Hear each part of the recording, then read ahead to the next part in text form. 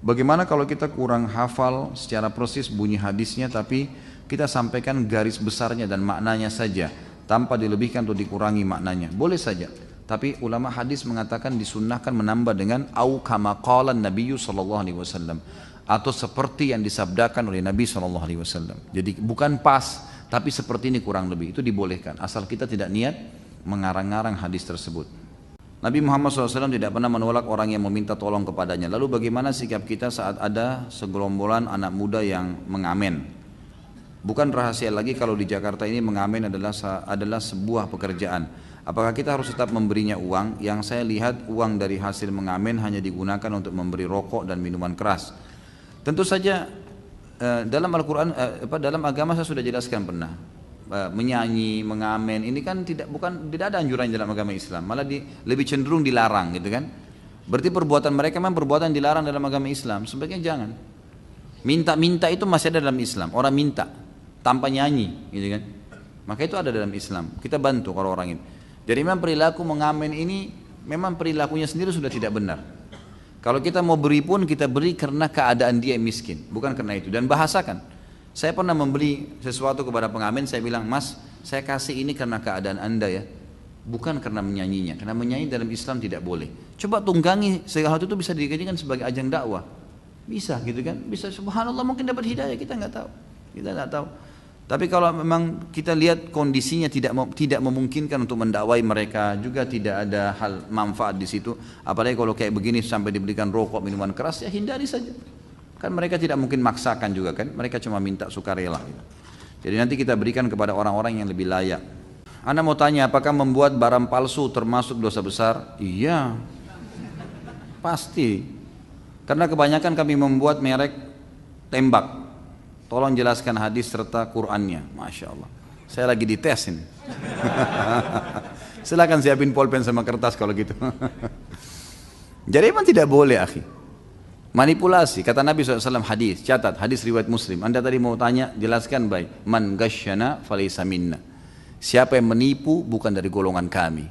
Menipu nggak kira-kira? Kalau tembak-tembak orang punya, mereknya orang kah, apalah, menipu. Gitu kan? Manipulasi, haram dalam agama, nggak boleh. Kata Nabi SAW, tidak boleh ini, haram. Masuk dalam bab kezaliman, mengambil haknya orang lain. Begini teman-teman, kalau antum lagi mau melakukan satu perbuatan yang ada urusannya dengan manusia, maka izin. Kalau tidak izinkan jangan. Kalau antum tetap paksakan, tanyakan kepada diri antum, mau nggak kalau diperlakukan hal yang sama? Nggak boleh tuh bajak-bajak, nggak boleh, haram, haknya orang. Kenapa antum bajak? Oh saya tidak bisa hidup kalau tidak begitu, ya susah. Kan? Dia sendiri yang vakum dirinya. Berapa antum dapat jual 7.000, 5.000, 15.000? Terus kemudian hisabnya hari kiamat. Hati-hati teman-teman, yang kita zalimin itu tidak akan menerima rupiah di hari kiamat, nggak laku lagi rupiah. Yang diambil pahala. Hadis yang kedua, berhubungan dengan kezaliman, kata Nabi SAW, Allah berfirman, hadis Bukhari, ya, wahai hamba-hambaku, aku haramkan kezaliman terhadap diriku. Zalim apa? Mengambil haknya orang lain atau tidak memberikan hak orang lain. Ini zalim. Termasuk tadi kita mengambil, menembak, mengambil gambar orang lain, mencontohi, menciplak, padahal itu tidak ada haknya, nggak boleh, ya jangan, gitu kan. Saya pernah mau buat baju koko teman-teman sekalian, saya akan kembali ke hadis itu nanti. Kemudian saya tahu konveksinya di Surabaya, saya datangin teman-teman, saya beli tiket, Allah mudahin dari rezeki, alhamdulillah saya berangkat, saya bicara baik-baik, akhi, saya sudah beli produk antum, baik, saya cocok, bisa nggak kalau saya mau pasang merek saya, tapi barang-barang antum, bisa nggak kira-kira supaya saya jual market saya? Oh bisa, nggak apa-apa. Tinggal pesan sekian kodi, maka bisa. Selesai urusannya. Kenapa harus tiba-tiba buat palsukan orang punya? Untuk apa? Bisa ngomong kok kan. Halal tuh, dari situ halal sampai kapanpun. Kan gitu. Malah enak ditawarin sama dia, boleh jatuh tempo, nggak apa-apa. Dikasih produk, busnya dibuatin. Kenapa nggak buat yang enak-enak saja? Untuk apa buat masalah nih? Saya heran ini banyak orang suka buat masalah. Nggak ada masalah, lahirkan masalah untuk apa ini? Gitu. Kata Nabi SAW, Allah berfirman, ya hai hamba-hambaku, aku haramkan kezaliman terhadap diriku dan aku jadikan haram di antara kalian. Gak boleh ambil hak orang lain, gak boleh menciplak, gak boleh ini, gak boleh kecuali dengan izinnya, gak boleh. Zalim, zalim kan berarti mengambil haknya orang lain kan. Kita kalau bajak-bajak, kita kalau buat-buat, akhirnya produk orang jadi kurang dong penjualannya. Makanya antum inovasi sendiri, buat. Kenapa harus ambil haknya orang lain? Salah satu judul yang antum ikutin ceramah saya di YouTube itu ada, saudaraku, nyari rahasia rezekimu. Tapi ada edisi yang terbaru yang saya sempat tambahkan. Dulu itu cuma 10 kiat, gitu kan? Sekarang ada sampai 20 kiat. Di antaranya adalah ada di situ inovatif dan kreatif dan inovatif. Harus orang muslim begitu. Beranjak daripada hadis Nabi SAW riwayat Abu Daud, Inna Allah yuhibbu min abdin idza amila amalan an yutkinahu. Allah cinta seorang hamba kalau dia buat satu perbuatan dia menguasainya. Ulama hadis panjang lebar rincikan masalah itu. Seorang muslim dianjurkan selalu inovatif dia membuat apa. Lihat orang lain buat, dia juga berpikir bagaimana bisa buat. Memang jangka pendek dia tidak cepat bisa dapat keuntungan, tapi jangka panjang produknya akan dikenal. Tapi jangan buat masalah, jangan selalu lahirkan hal-hal yang tidak diperlukan. Lalu kata Nabi SAW, Allah berfirman, hai hamba-hambaku, kalau seandainya kalian beriman dengan iman yang satu, semuanya sama. Kata sebagian ulama hadis seperti Nabi Muhammad SAW, semua beriman, semua jin dan manusia tidak akan mengurangi kekuasaan dan kerajaanku, kata Allah. Dan kalau seandainya hai hamba-hambaku jin dan manusia, kalian semuanya miliaran jumlahnya, kalian semua kufur dengan satu kufur, semua seperti Fir'aun, kata ulama hadis, kufur, mengaku Tuhan, tidak akan mengurangi sedikit pun dari kerajaan dan kekuasaanku. Wahai hamba-hambaku jin dan manusia, kalau seandainya kalian berkumpul di sebuah lembah dan kemudian kalian semuanya minta apa yang kalian inginkan dan saya kasih masing-masing apa yang dia minta, tidak akan mengurangi kekerajaan dan kekayaanku kecuali seperti jarum yang dicelupkan di lautan dan diangkat, tidak berkurang sedikit pun. Allah SWT maha kaya, teman-teman sekalian. Manjalah dengan Allah, minta sama Allah, Allah kasih itu. Kita cuma tidak mau merengek, gitu kan? Hasan Basri rahimahullah pernah melihat lewat di depan rumah ada seorang ibu lagi marah sama anaknya. Ibu ini marah-marah sama anaknya, dipukulin, dikeluarin dari rumah, ditutupin pintu. Lalu anak tersebut sambil menangis, ibu maafin, ibu begini. Hasan Basri perhatikan depan rumahnya, terus anak itu nangis-nangis sampai anak itu tidur, taruh tangannya di tangga terus sambil tidur. Hasan Basri menangis. Orang-orang sebelahnya heran, kenapa anda menangis imam? Kiai, orang besar nih, ulama besar. Kenapa anda menangis? Dia bilang, kalau seandainya saya dan kalian ini di hadapan Allah seperti anak itu, pasti akan diberikan oleh Allah. Ngerengek di depan pintunya Allah. Terbukti, memang setelah itu Hasan Basri lihat dan teman-temannya lihat, ibunya membuka pintu sambil menangis menggendong anak tersebut dimasukkan tidur di dalam. Kalau seandainya kita seperti itu dengan Allah, manja, merengek, belum dikasih, makin manja sama Allah. Makin besar pahalanya, makin besar juga peluang yang dikasih. Cuma sayangnya kita ini selalu putus asa, buru-buru. Ini salah teman-teman sekalian, harusnya kita faham masalah ini. Pak Ustaz, saya seorang wanita yang berusia 48 tahun dan sudah tidak haid lagi. Saya terkadang menerima tamu anak saya yang lain jenis tanpa mengenakan hijab. Dan saya juga suka bertemu dengan supir jika di rumah tanpa hijab. Apakah saya berdosa dalam hal ini? Jadi sebenarnya bukan indikasinya sudah tidak haid atau manufos, ya.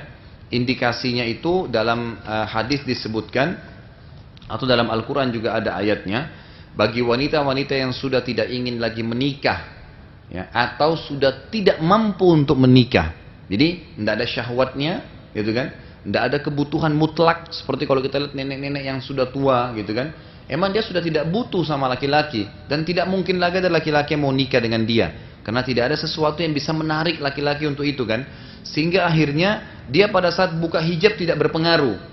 Nah ini keadaannya dibolehkan, gitu kan? Karena kesian kalau seorang nenek yang sudah bungku harus tutup hijab lagi kalau ada laki-laki, gitu kan? Jadi kurang lebih seperti itu hukumnya. Tapi kalau perempuan itu manufos, mau 48 atau 50 tahun, atau bahkan mungkin ada 55 tahun, orang-orang, kemudian dia masih punya syahwat dengan laki-laki, gitu kan? Dia masih bisa saja dilamar oleh laki-laki lain, masih butuh dengan lawan jenis, maka tetap di sini kewajiban hijab berlaku. Kewajiban hijabnya berlaku, gitu kan? Tapi masalah interaksi itu bisa saja, tidak ada larangan dalam Islam. Aisyah radhiyallahu anha dan istri-istri Nabi yang lain berinteraksi dengan Anjasyah. Anjasyah itu salah satu supir Nabi SAW. Kalau kita sekarang katakan supir, ya, yang memegang unta Nabi dan membawa istri Nabi kalau punya hajat, gitu kan? Mereka interaksi, tapi interaksinya sebatas yang dibolehkan dan itu bukan berduaan, karena yang dilarang interaksi sifatnya khalwat. Tapi kalau umum itu tidak ada masalah. Nabi SAW pernah lagi jalan dengan sahabat dalam hadis Bukhari. Ada seorang ibu dari Ansar tiba-tiba butuh dengan Nabi. Kemudian dekati Nabi mengatakan, ya Rasulullah, saya ingin bicara 4 mata dengan anda. Lalu ibu itu menyeberang dan diikuti oleh Nabi SAW, gitu kan? Lalu Nabi SAW tundukkan pandangan beliau mendengar hajat ibu itu. Sampai selesai baru Nabi SAW menyeberang lagi, bertemu dengan sahabatnya lalu jalan. Tapi dalam riwayatnya tidak disebutkan apa hajatnya, karena sahabat juga tidak bertanya. Tapi Nabi SAW melakukan itu di depan umum, ya. Seperti kalau ada seorang ibu bertanya di pengajian, atau memang ada hajat tertentu gitu kan, atau interaksi misalnya dalam jihad. Beberapa sahabiat itu mengobati luka-luka sahabat Nabi laki-laki, interaksi terjadi, tapi dalam keadaan-keadaan yang memang dibolehkan dalam agama Islam. Apakah setiap muslim wajib berjihad di Syria dan Palestina? Tidak. Sifatnya bukan wajib, tapi fardu kifayah, maksudnya tidak wajib ain ya. Karena ada wajib, ada namanya fardu ain, ada fardu kifayah. Fardu ain artinya kewajiban, kalau dia tidak lakukan dia berdosa. Fardu kifayah artinya wajib tapi akan cukup dengan sebagian orang lakukan. Jadi bagi kita semua ini, umat Islam di seluruh dunia, sifatnya fardu kifayah. Wajib tapi sudah gugur kewajiban itu dengan sudah ada sebagian orang yang melakukannya. Sama dengan sholat jenazah. Dia akan sifatnya fardu ain, wajib secara ain, secara individu, itu bagi orang yang sedang berada di lokasi itu. Kayak di Palestina, masyarakat Palestina, Syria, masyarakat Syria, itu tetap mereka fardu ain. Gimana hukumannya kalau ibu dari Islam terus jadi Kristen? Maksudnya apa ini? Bagaimana hukumnya kalau ibu dari Islam lalu menjadi Kristen, lalu balik lagi ke Islam? Dibolehkan dalam Islam kalau ada seseorang yang murtad ke agama lain, kemudian dia masuk Islam, kemudian dia murtad lagi, dia masuk Islam. Kesempatannya 2 kali. Kalau sudah yang ketiga kali, sudah nggak ada lagi ceritanya, sudah nggak boleh, gitu kan? Tapi kalau masih 2 kali, Allah alam, yang saya tahu di dalam Al-Quran diceritakan atau disampaikan boleh. Apakah seorang laki-laki yang tidak sholat berjamaah di masjid berdosa? Kalau Imam Syafi'i mengatakan sholat berjamaah di masjid sunnah muakkadah, sangat ditekankan. Jadi kita tidak boleh menyalahkan juga orang-orang yang tidak ke masjid sholat. Misalnya umumnya di Indonesia ini banyak orang yang berpegang pada Syafi'iyah gitu kan. Tapi kalau jumhur ulama mengatakan tidak. Di antaranya Imam Ahmad sangat menekankan beranjak daripada hadis-hadis yang sahih, seperti misalnya hadis yang sahih kata Nabi SAW, saya ingin sekali ada orang yang mengikomahkan sholat lalu kemudian menggantikan saya jadi imam, lalu kemudian saya membawa obor dan saya membakar rumah orang-orang yang tidak pergi sholat berjamaah. Kemudian hadis sahih juga di mana Ibnu Ummul Maktum, muadzin Nabi SAW, matanya buta, dan beliau berkata, ya Rasulullah, rumah saya jauh dari masjid Anda, tidak ada yang memandu saya, buta, nggak ada yang pandu saya jalan, gelap, gitu kan. Dan di antara rumah saya dengan masjid banyak binatang buas bisa menerkam saya, padang pasir jauh. Apakah boleh saya sholat di rumah? Awalnya Nabi SAW mengatakan silakan sholat di rumah. Setelah itu subhanallah turun wahyu menyampaikan, Ibnu Ummul Maktum sudah mau keluar, Nabi SAW mengatakan panggil orang itu, dipanggil kembali. Kata Nabi, apa kau dengar dengan telingamu azan atas ma'un nida? Dia mengatakan iya ya Rasulullah. Kata Nabi, idzan ajib, kalau begitu jawab azan itu. Orang buta, nggak ada yang pandu, itu kan malah ditekankan. Jadi semestinya memang harusnya dijaga. Ya, dari pendapat ini ya, jumhur ulama diantara Imam Ahmad yang sangat menekankan berdosa kalau laki-laki tidak ada udzur nggak sholat di masjid, gitu kan. Ya kalaupun kita berpegang pada mazhab Syafi'iyah, kita mengatakan sunnah muakkadah, maka minimal antum kehilangan banyak sekali fadilah, pengangkatan derajat, pengampunan dosa, dapat istana di surga. Itu luar biasa, setiap pergi loh dapat satu istana, setiap pulang dapat istana. Ini bukan istana di Menteng atau di mana-mana, ini di surga gitu kan. Hanya dengan ke masjid sholat, itu apa susahnya? Lawan tuh syaitan, jangan lemah terus. Terkadang kita melihat orang menempel tulisan bismillah dalam bahasa Arab dan sebagainya di motor atau mobil. Apakah itu dikatakan sebagai jimat untuk terhindar dari bahaya? Tentu tergantung niatnya ya. Kalau bismillah ditempel stiker misalnya, atau doa keluar rumah, atau la ilaha illallah, atau simbol keislaman, itu tidak ada masalah insya Allah. Asal dia bukan menggunakan itu untuk menyelamatkan dari masalah. Tapi misalnya dia taruh bismillah di setirnya karena dia niat setiap dia memulai supaya dia teringat, itu boleh. Tapi kalau dianggap stiker itu bisa berikan manfaat kepada dia, itu tidak benar. Karena saya sudah pernah bilang, ayat kursi sebesar 10 kali 10 meter pun di rumah kita tidak bisa mengusir syaitan. Al-Quran pun dengan lengkap ditaruh tidak akan bisa mengusir syaitan, kecuali kalau dibaca, gitu kan? Kecuali kalau dibaca. Hukuman bagi pelaku sihir adalah dibunuh. Apakah pemerintah yang seharusnya melakukan hukum tersebut? Lalu bagaimana dengan fenomena banyaknya dukun yang merajalela di tanah air, bahkan sampai diiklankan di surat kabar? Tentu pemerintah ya. Yang saya tahu pemerintah. Jadi pemerintah harusnya mengeluarkan peraturan itu. Saya yakin insya Allah salah satu hal yang paling banyak membuat kekacauan di Indonesia itu penyanyi penyihir. Sehingga orang yang jadi preman berani karena dia punya jimat, dianggap dia punya kekuatan, gitu kan? Orang yang mau mengganggu rumah tangga orang gampang, tinggal bermain di sihir, gitu kan? Orang yang mau lari usahanya, pergi ambil pelaris. Jadi memang pesihir ini banyak. Makanya harus diberhentiin, pemerintah harus turun tangan. Dan harusnya ini selalu disampaikan, dibahasakan. Siapa yang bisa membahasakan, kayak saya sekarang membahasakan melalui media kita. Ini yang saya mampu lakukan. Di YouTube misalnya, di teman-teman ini atau teman-teman hadir di sini, sampaikan kepada teman-teman yang lain. Itu yang kita bisa lakukan, dan semoga Allah berikan petunjuk kepada pemerintah kita. Ini harus diberhentikan, nggak boleh tidak ini. Nggak boleh, ini berbahaya sekali, ini menyesatkan manusia dari jalan Allah Subhanahu Wa Taala. Bagaimana Islam memandang eksekusi hukuman mati yang dilaksanakan oleh pemerintah Indonesia dalam aturan perundang-undangan saat ini, seperti contohnya hukuman mati yang dilaksanakan kepada para tersangka pelaku pengedar narkoba beberapa waktu yang lalu? Apakah itu termasuk dalam pasal pembunuhan dalam dosa besar? Tentu saja tidak, ya, tidak. Setahu saya tidak, karena itu termasuk dalam firman Allah Subhanahu Wa Taala, orang-orang yang membuat kerusakan di muka bumi, maka itu boleh dibunuh dalam Islam. Cuma memang proses pembunuhan Islam kan ada kisos, ya, dipenggal kepala. Sebagian ulama fikih mengatakan kisos kepala ini apakah hukumnya mutlak pakai pedang atau boleh dialihkan dengan cara yang lain, gitu kan? Itu khilaf diantara ulama tentang masalah itu. Tapi ada pendapat yang mengatakan intinya dia dieksekusi mati. Sebab kalau dia mati maka akan selesai kejahatannya, gitu kan? Sebuah negara melakukan dengan penembakan maka itu bukan berarti membunuh, bukan dosa besar. Pemerintah nggak berdosa karena memang eksekusinya harus begitu. Apalagi memang dalam hukum syar'i orang yang sudah menyebar kerusakan memang dipenggal, gitu kan? Memang dibunuh. Maka itu insya Allah tidak ada masalah. Tapi lebih sesuai dengan sunnah kalau dia pakai kisos, ya, dengan pedang. Di masjid ana yang sudah sunnah, jika ada kajian selepas maghrib, selepas isya, kadang sholat isya ini ditunda sampai kajian selesai dulu.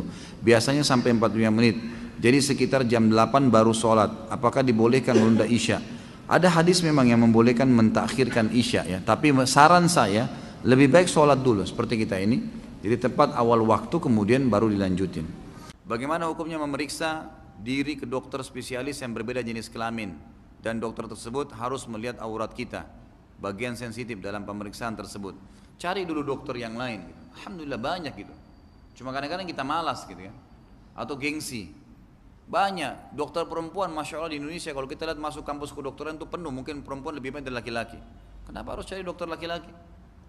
Kan banyak gitu. Apalagi harus buka aurat. Walaupun ulama mengatakan dibolehkan dalam keadaan darurat. Karena dalam pengobatan itu ulama mengatakan sama hukumnya dengan jihad.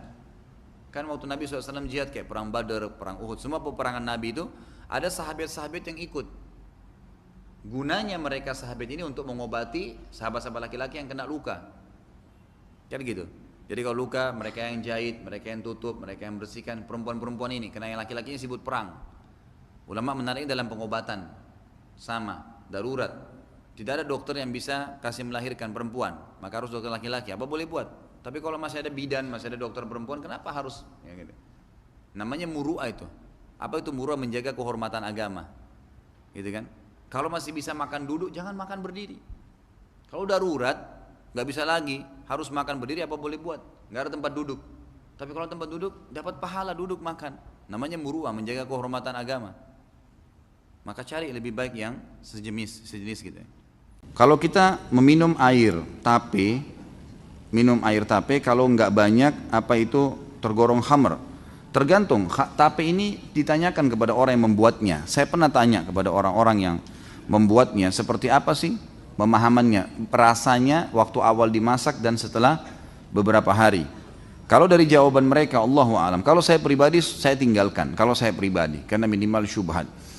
Dan antum tanyakan pada diri antum, kalau saya tidak makan kenapa? Enggak ada masalah. Walaupun itu favorit kita ya, karena minimal masuk dalam bab syubhat. Tapi kalau seandainya tanyakan, saya pernah tanyakan, Pak ini kalau dimasak, kebetulan saya mampir di Tol Cikampek pada saat ada saya taklim, kemudian ada penjual di kiri kanan, saya sempat tanyakan, ini bagaimana sih pembuatannya ini mengandung memabukkan enggak Pak? Bahasa, karena mereka biasa yang buat tahu itu. Ini kalau baru dimasak Pak, dia bilang tidak berpengaruh. Kalau baru dimasak, tapi kalau sudah tertinggal beberapa hari, terkena udara, maka ini memabukkan, gitu kan?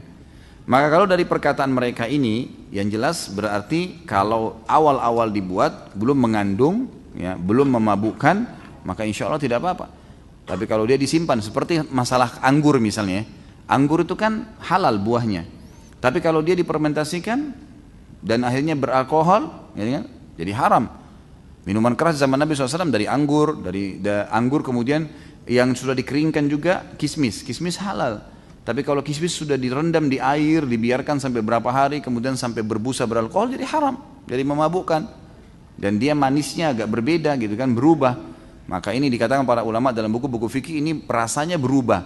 Rasa berubah dari rasa yang sebenarnya, itu berarti sudah terkontaminasi dengan hal-hal yang mengkhamarkan atau memabukkan, maka semestinya dihindari. Bagaimana hukumnya pajak dalam Islam? Apakah negara Saudi sekarang ikut menerapkan hukum pajak dikarenakan mengikuti negara barat jika tidak ada pajak dalam negeri Islam diperoleh dari mana dana dalam menjalankan roda pemerintahan? Teman-teman sekalian, masalah dalam Islam ini tidak boleh mengambil sesuatu dengan cara paksa. Nggak boleh, zalim namanya. Pajak ini kalau kita bicara apa adanya, realitanya, kalau kita tanya setiap warga misalnya, disuruh pilih bayar pajak atau tidak bayar pajak, kira-kira apa yang dipilih oleh warga? Nah ini banyak yang jawab nih. Hah? Tidak kan? Kalau disuruh pilih makan di restoran bayar 10% dengan tidak bayar, yang mana Anda pilih? Tidak bayar. Artinya kalau orang bayar pajak 10% itu dipaksa, gitu kan? Ini tidak boleh mengambil harta seorang muslim secara paksa. Ini sebabnya sebagian besar ulama mengharamkan, tidak boleh. Kecuali kalau strateginya sama dengan Nabi SAW. Nabi SAW kalau ingin membentuk pasukan jihad, ingin berbagi-bagi sedekah, apa yang beliau lakukan? Beliau iklankan. Nih ada saudara kita kalian yang sedang butuh si fulan, menyumbanglah. Ya, Nabi SAW kadang-kadang membuka jubah beliau menaruh, lalu orang-orang pada menyumbang di situ. Lalu kemudian Nabi SAW berikan kepada mereka. Sukarela, tidak ada penentuan persentasenya, tidak ada paksaan. Nah ini lain, ini lain. Ini boleh dalam Islam. Nanti dalam bahasan dosa besar kita ada namanya maks. Maks itu pajak atau pajak lah umumnya. Apakah itu pajak diambil dari masyarakat secara paksa atau pajak diambil dari bea cukai barang-barang yang masuk. Di zaman Nabi SAW orang masuk keluar masuk Madinah, masuk di negara Islam tidak ada sama sekali bayar apa-apa. Ini orang pergi rekreasi sama keluarganya ke Eropa, belanja. Lebih dari $1.000 atau berapa dolar harus bayar. Apa urusannya?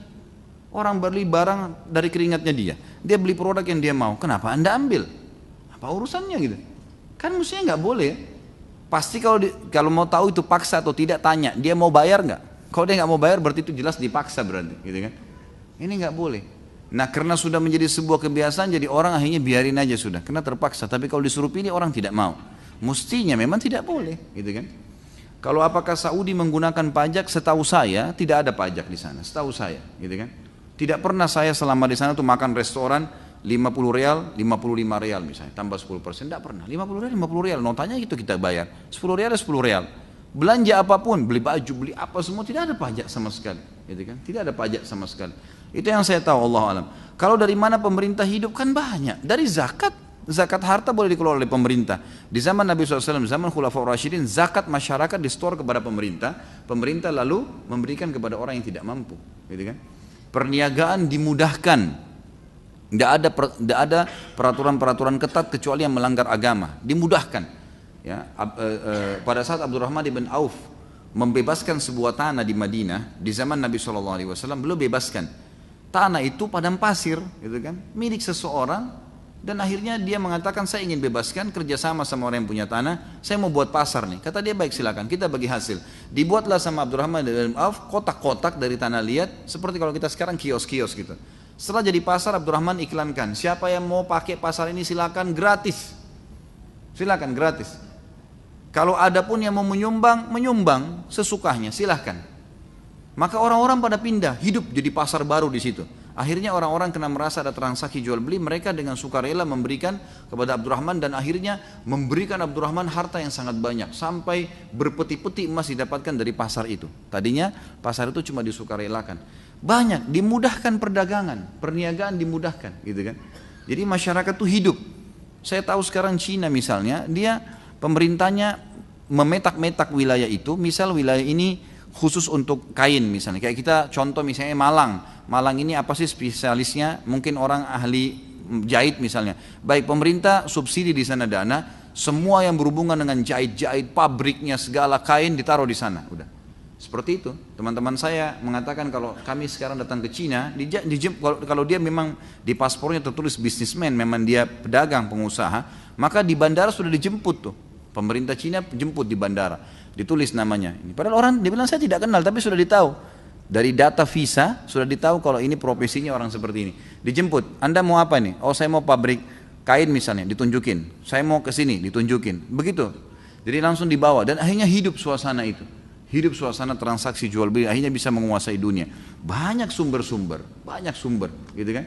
Jadi pemberdayaan masyarakat dalam hal yang bisa dikerjasamakan dengan pemerintah dan masyarakat itu bisa. Indonesia ini negara yang luar biasa kayanya, Cuma sayangnya beberapa ya elemen saja yang tidak bertanggung jawab dan tidak tahu kalau mereka bertanggung jawab hari kiamat yang menyalahgunakan masalah itu. Di beberapa masjid ada yang melaksanakan sholat tarawih 2 kelompok, yang mana jemaah yang 11 rakaat gabung dengan yang 23 rakaat.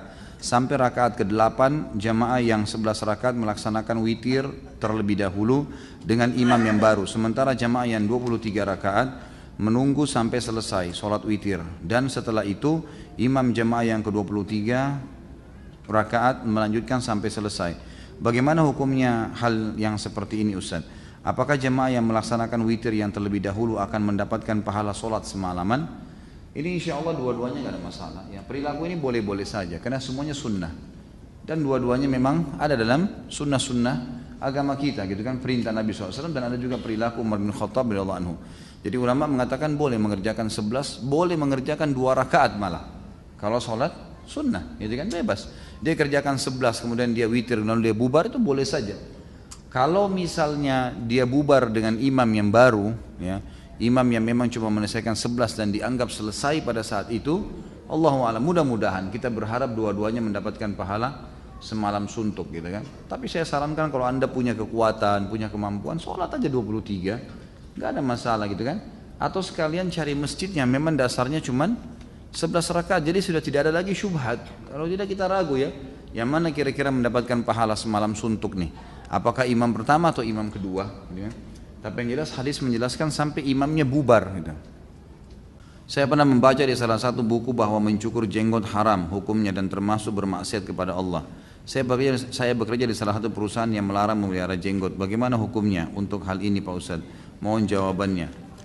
Tentu kita memelihara jenggot Nabi SAW, mengerjakan memelihara jenggot karena Nabi SAW memeliharanya, gitu kan.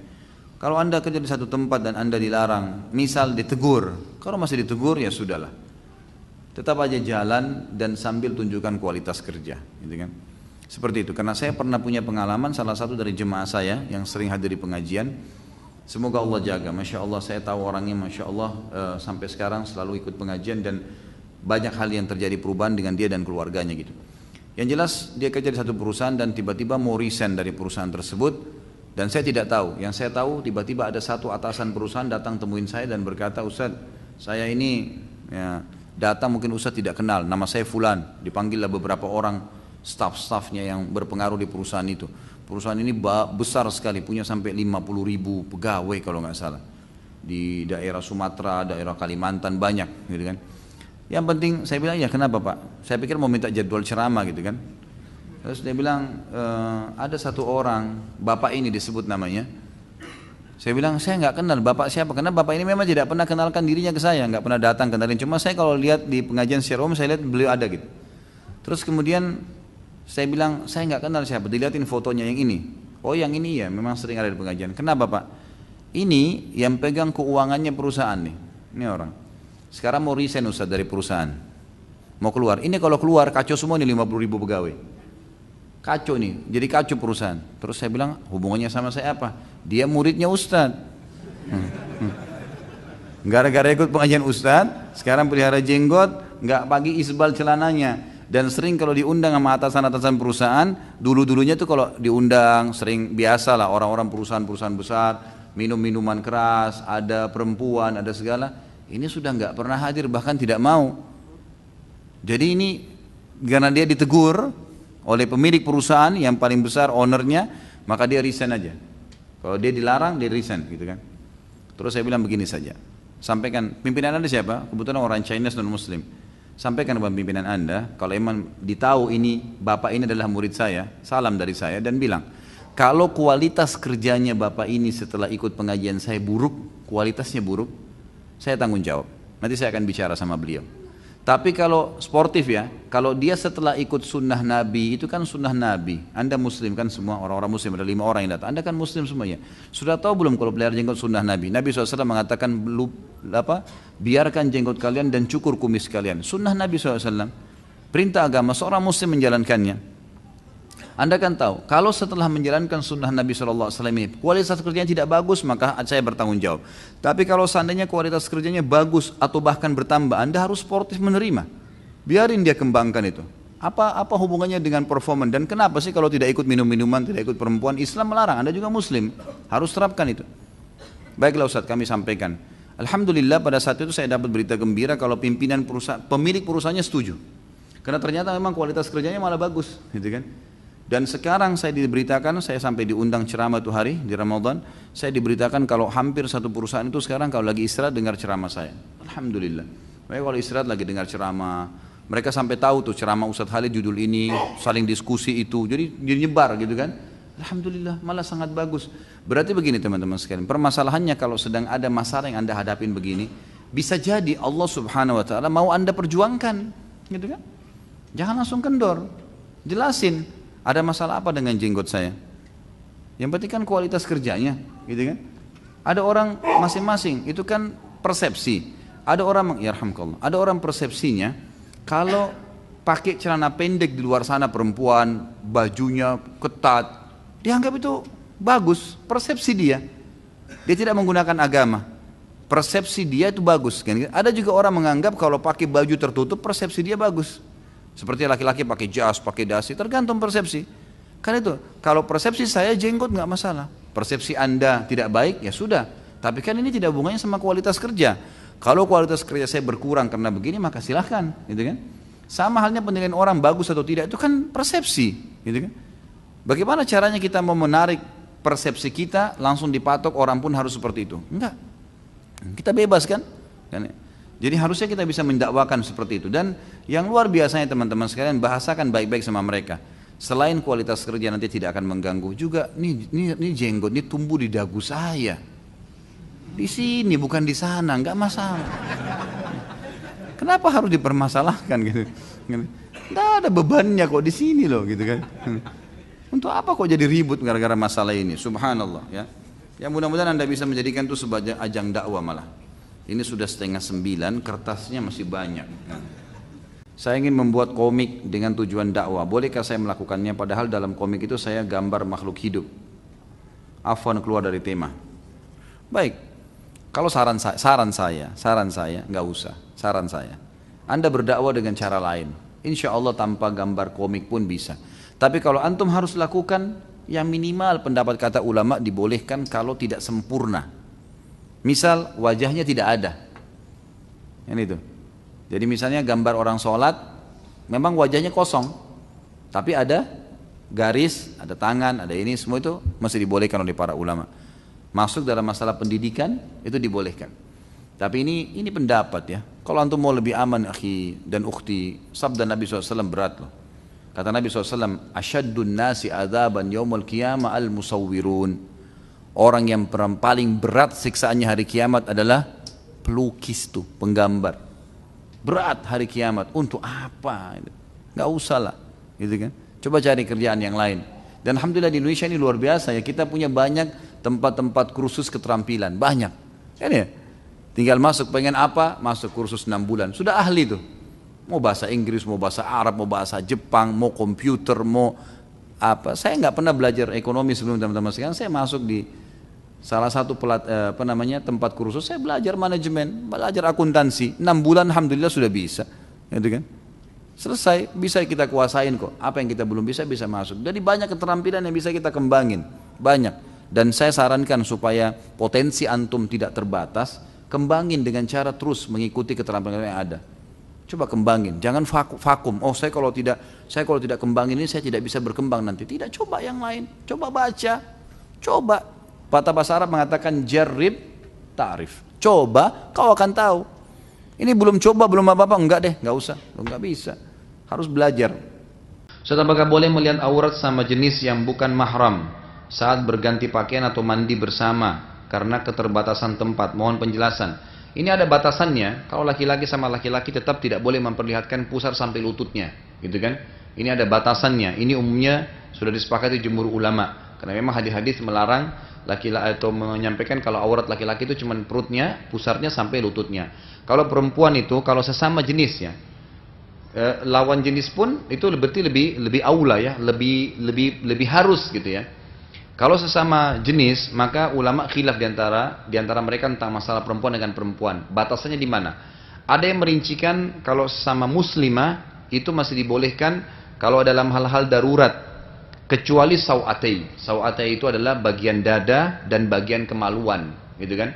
Sebagian ulama merincikan meletakkan kain di atas dadahnya, kemudian menjatuhkan sampai ke perutnya, gitu kan? Dan dari perutnya sampai ke pahanya, sehingga itu tidak boleh kelihatan bagi siapapun, termasuk muslimah, gitu kan? Nah, kalau non muslim, maka yang boleh kelihatan Allah alam yang paling rajih itu hanya bagian leher ke atas, ya, kepala, leher, kemudian telapak tangan dan betis ke bawah. Ini dibatasi oleh para ulama karena memang waktu turunnya ayat-ayat hijab melarang itu, para muslimah pada saat bertemu dengan hamba sahaya mereka, ya, atau budak-budak mereka yang wanita itu yang non muslim, ya, mereka mulai menutupnya, mereka mulai membatasinya dengan cara memperlihatkan telapak kaki, telapak tangan dan bagian leher sampai ke kepala. Allahu a'lam. Boleh nggak sesudah membaca Al-Quran membaca Sadaqallahul Azim? Tidak pernah ada sunnahnya. Kalau hanya bolehkah atau tidak boleh, ini ulama lebih cenderung mengatakan lebih baik jangan, lebih baik jangan. Karena Sadaqallahul Azim tidak pernah ada riwayat dari Nabi SAW. Artinya Allah Maha benar. Tanpa diucapkan pun Allah pasti benar. Tidak usah diucapin juga tetap Allah Maha benar. Gitu. Saya bekerja di kantor pemerintah khusus perizinan perusahaan. Ada perusahaan bir akan membuka usaha, izinnya lengkap dan layak mendapat izin usaha. Bagaimana saya bersikap? Karena memang perusahaan bir ini memenuhi syarat, tapi saya takut dosa. Ya jangan dipenuhi, nggak boleh. Kalau anda tanda tanganin berarti anda punya andil di situ. Ya, jadi memang sebaiknya jangan. Jawabannya begitu. Tidak mungkin saya bilang nggak apa-apa tanda tanganin aja. Ya, tidak mungkin, haram. Saya tanggung jawab hari kiamat, tidak mungkin. Kan itu. Haram dalam agama Islam, tidak boleh. Dan anda tanda tanganin konsekuensinya berarti anda punya andil di situ. Maka jangan dilakukan. Saran saya begitu. Jangan cuma karena dia layak dapat izin. Semua bisa layak dapat izin. Tempat persinahan pun layak. Dia penuhi semua surat-surat bisa. Tapi Allah haramkan gimana? Nggak mungkin ya. Apakah ada hukum had untuk orang yang meninggalkan sholat? Ada, jelas. Kalau dia meninggalkan secara malas, hukumnya had, dihukum. Dan Imam Syafi'i mengatakan tergantung pemerintahnya setempat. Boleh memenjarahnya, boleh mencambuknya, gitu kan. Tapi yang jelas harus ditakzir. Takzir itu dihukum dengan berat. Dan tidak boleh dibiarkan ada di lingkungan kaum muslimin orang yang tidak sholat. Wajib terutama ya. Jadi tidak boleh sama sekali. Bagaimana hukumnya anak dibiayai sekolah hingga kuliah oleh orang tua yang bekerja di lembaga keuangan konvensional yang jelas penuh transaksi riba dan gharar? Tentu tidak boleh ya. Ya tidak boleh. Jadi orang tua kita berdosa karena dia memberikan nafkah haram, ribawi. Anda sendiri harus bertaubat kepada Allah Subhanahu wa taala. Kalau sudah taubat, maka mudah-mudahan ya yang lalu-lalu itu sudah Allah maafkan, sekarang jangan buka lagi pintu riba itu. Bagaimana hukum memajang ayat Al-Quran di rumah? Apakah diperbolehkan? Saya menemukan ada sebagian orang menyangga kali ya. Hal tersebut bisa menganggap hal tersebut bisa mencegah syaitan masuk. Apakah dengan memajang ayat Al-Quran tersebut dengan niat seperti ini diperbolehkan? Kalau hanya sekedar pajangan ditaruh dengan niat memang itu simbol, kalau ini rumah orang Islam misalnya, masih ada pendapat ulama yang membolehkan, masih ada. Tapi keyakinan bahwasanya bisa mengusir syaitan ini tidak ada sama sekali. Saya sudah kasih contoh tadi. Sebesar apapun tulisan ayat kursi di rumah kita, setebal apapun dan sebagus apapun Al-Quran yang kita taruh di kepala antara kita dengan istri di ranjang, tidak bisa mengusir syaitan, gitu kan? Nggak bisa, kecuali dibaca, baru bisa. Dibaca baru berpengaruh. Pak Ustaz, semisal pilot di hadapan pilihan untuk memasuki awan yang cukup berbahaya atau mencoba kembali ke bandara, asal dengan keputusan apabila balik ke bandara maka jadwal penerbangan akan kacau, sedangkan apabila masuk ke awan maka dapat membahayakan penerbangan. Namun dalam pandangan pilot memasuki awan tersebut adalah pilihan yang lebih baik karena si pilot merasa masih bisa mengendalikan pesawat. Namun yang terjadi ternyata pesawat mengalami kecelakaan dan menyebabkan penumpang meninggal dunia. Apakah pilot tersebut termasuk pembunuh sedangkan pilot hanya salah mengambil keputusan? Subhanallah, sebelum orang mengambil satu keputusan, siapapun dia ya, Allah subhanahu wa ta'ala dengan kemahaadilannya itu selalu memberikan kepada jiwanya ada keputusan yang lebih dominan. Asal dia minta petunjuk sama Allah, Allah kasih dominan. Sebelum dia mengerjakannya, keluar atau enggak ya, nanti akan ada yang dominan, maka dia ikuti yang dominan itu. Kalau di sini dia betul-betul murni tahu sebagai pengalaman, pernah sekali, dua kali dia masuk ke awan, ternyata awan itu masih bisa ditanggulangin sama dia dan kira-kira hampir sama lah keadaannya. Dia berijtihad, maka dia tidak berdosa. Tapi dia tahu secara ilmu, dan ini juga memang berbahaya sekali kalau dia masuk akan mematikan, dia kembali, nggak usah ambil resiko. Masalah penerbangan kacau jadwal ya, memang cuaca lagi begitu. Tentu kalau dia mengatakan jelas kalau masuk lebih dominan akan jatuh dan terbunuh. Sementara kalau kembali hanya sekedar jadwal yang kacau, ya kembalilah. Tidak mungkin dia mengorbankan orang kemudian gara-gara nanti jadwal dikhawatirkan kacau di bandara. Orang juga tahu di bandara lagi ada di atas masalah. Orang kalau lagi badai walaupun kacau di bawah, diberikan kesempatan berangkat pun mungkin orang nggak mau. Karena orang tahu di atas ini ada masalah. Tentu lebih baik dia kembali. Kalau saya melihat Allahu a'lam lebih baik dia kembali. Kalau dia tahu itu berbahaya dan dia paksakan, maka dia termasuk membunuh. Nggak boleh kan gitu. Jika di lingkungan rumah kita ada 3 masjid atau lebih dan ada satu masjid yang sudah sunnah dengan komunitasnya orang-orang yang sudah mengenal sunnah, maka saya lebih condong berjamaah di masjid tersebut dengan alasan lebih khusyuk, rapi safnya. Jadi pahalanya lebih banyak karena safnya sempurna. Lalu saya dibilang keluarga ekstrim, seolah-olah saya punya aliran sendiri karena tidak mau berjamaah di masjid lainnya. Apakah saya salah jika memilih masjid yang sunnah itu? Tentu saja tidak. Nggak usah peduli dengan perkataan orang. Kita kalau peduli perkataan orang nanti jadi kacau semua. Selama itu benar jalanin, nggak usah ragu dan nggak usah peduli dengan orang. Karena kalau kita peduli dengan orang, sementara kita dahulukan perkataan orang dari kebenaran, kita akan kacau semuanya. Berapa banyak rumah tangga kacau gara-gara perkataan orang ketiga, gitu kan? Harus punya prinsip. Saya pernah ajarkan, kalau kita diajak sama teman-teman makan di satu restoran, ada makan nasi goreng, kemudian kita begitu buka menu ada mie goreng dan hati kita pengen mie goreng, makan mie goreng walaupun teman-teman suruh nasi goreng, enggak, saya mau mie goreng aja, nanti saya incipin punya kamu, enggak apa-apa, gitu kan? Mesti punya prinsip nanti supaya kita ikut. Kalau enggak, suami kamu itu begitu ya, langsung ribut sama suaminya. Istri kamu itu begitu ya, kamu tuh tetangga bilangin begini, tadi si fulan bilang begini, terpengaruh. Untuk apa? Saya bilang sama istri saya, ingat, rumah tangga ini saya, kamu dan anak-anak. Saya pemimpinnya, kamu wakil saya. Instruksi dari saya. Orang lain manapun mau masuk sini menyampaikan sesuatu harus saya yang ambil keputusan. Jadi nggak boleh sembarangan. Jadi rumah tangga kita punya benteng-benteng. Kalau nggak jadi kacau semua nih. Apa hukum laki-laki pakai cincin? Bahan cincinnya bukan dari emas. Apakah itu meniru wanita? Nggak apa-apa, nggak masalah pakai cincin. Nabi SAW pakai cincin. Nabi SAW pakai cincin dan itu dibolehkan dalam agama Islam. Tapi dijauhi emas, dan termasuk adabnya nggak boleh pakai cincin di 2 jari ini, pakainya di sini sama sini boleh.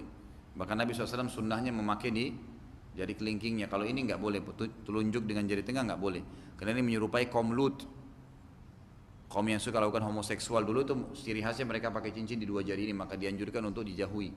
Disebutkan dalam sebuah riwayat seperti itu. Dan jauhi masalah emas ya. Ustadz, apakah kalau kita menggunakan produk-produk dari Israel, kita sama saja mendukung atau membantu mereka membunuh orang Islam di Palestina, mengingat banyak sekali produk-produk dari Yahudi yang ada di lingkungan kita. Haruskah kita boikot? Lebih baik, tentu itu lebih ideal. Tapi kita tidak bisa mengatakan haram, gitu kan? Haram untuk mengkonsumsi. Selama itu halal, masih halal dalam agama kita. Dan kita tidak tahu apakah itu memang semua dananya dipakai untuk begitu atau tidak. Allahu a'lam, kita nggak tahu. Tapi yang jelas lebih aman kalau kita tahu mereka sedang memerangi kaum muslimin, maka berhentilah untuk membeli produknya. Beli produk kaum muslimin. Kenapa harus beli produk non muslim kalau ada masih muslim yang punya, gitu kan? Jadi kita lebih baik alihkan ke kaum muslimin. Ya.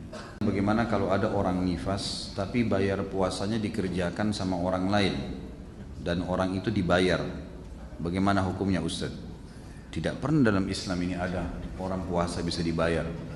Yang ada hanya dalam masalah haji dan umroh ya. Kalau ibadah lain tidak boleh. Jadi puasa harus orang yang melakukan. Kalau dia mampu, kalau dia tidak mampu dia membayar fidyah. Dia membayar fidyah karena nifas tadi termasuk orang yang punya udzur. Orang punya udzur. Jadi setahu saya tidak boleh ini. baik orang yang mengambil jasa uangnya ataupun orang yang menyuruhnya. Tolong jelaskan bersumpah atas nama Nabi SAW. Ini seperti ujian ini, tolong jelaskan. Lalu tanda tanya. Baik Pak Guru, saya jelaskan. Jadi orang mengatakan misalnya demi Nabi. Ya. Kalau dalam bahasa Arab dikatakan wan Nabi, wan Nabi. Banyak orang-orang biasa di Mesir mengatakan begitu, demi Nabi, demi Rasulullah, gitu kan. Nah ini kata-kata demi, ini dalam bahasa Arab waw kasam namanya, waw sumpah. Ini nggak boleh kecuali nama Allah Subhanahu Wa Taala. Kita harus menggunakan nama Allah Subhanahu Wa Taala dalam sumpah. Dan Nabi SAW sendiri mengajarkan kita untuk itu. Gitu. Tidak pernah ada satupun sahabat yang dinukil kepada kita mengatakan wan Nabi atau war Rasul, gitu kan. Tapi mereka menggunakan wallahi, demi Allah, dan Rasulullah SAW sendiri juga menggunakan itu. Ya. Dengan 3 lafadznya wallahi, tallahi, dan billahi.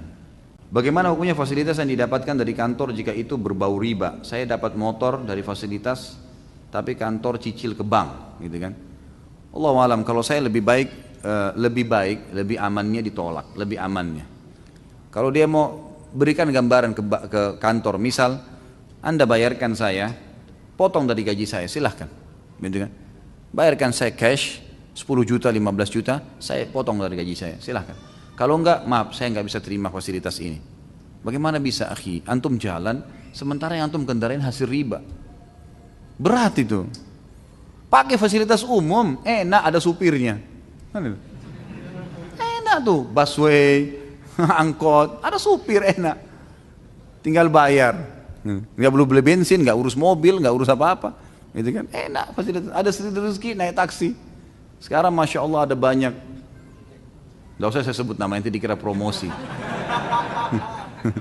Ini sebenarnya teman-teman banyak nonton di YouTube ini. Sampai di Amerika saya dihubungin, Ustaz terima kasih dengar ceramahnya. Jadi apa saja sekarang sudah banyak kan fasilitasnya. Udah pakai, aman. Udah lebih aman gitu. Allahu a'lam, yang saya tahu. Jadi hati-hati teman-teman sekalian. Jangan buru-buru. Hanya karena ingin menggunakan fasilitas akhirnya dari salah gitu. Bagaimana hukum fotografi dalam Islam? Dan bagaimana hukum menyimpan dan memajang foto? Ini sudah pernah saya jelaskan ya. Jadi fotografi dalam Islam boleh, kan gitu. Boleh kalau kita bicara masalah hukum globalnya, boleh. Tinggal rincian para ulama. Kenapa dikatakan boleh?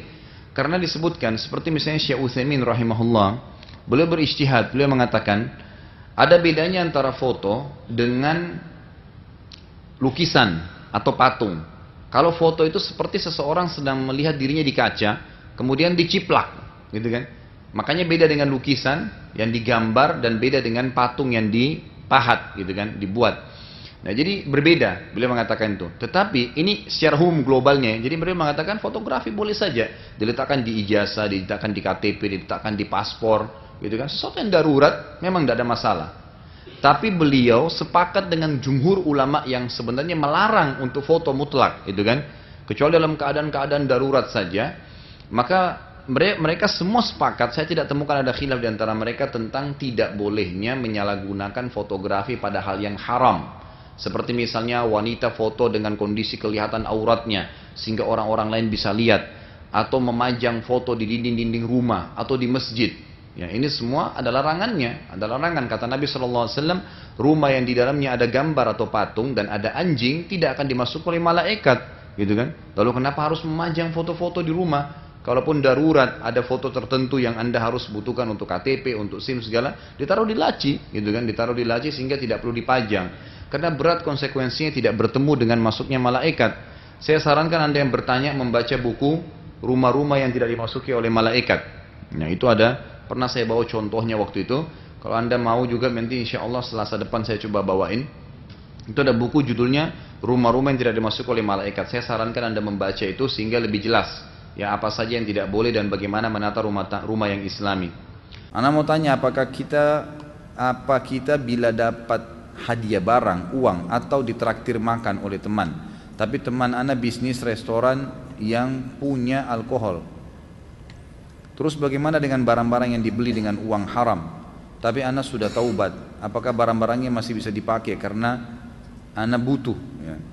Tentu saja kalau seandainya seseorang itu punya pendapatan satu sumber saja, dari zina misalnya, dari khamr misalnya, satu sumber saja, maka haram secara mutlak memakan hasil traktirannya atau hadiah yang dia berikan.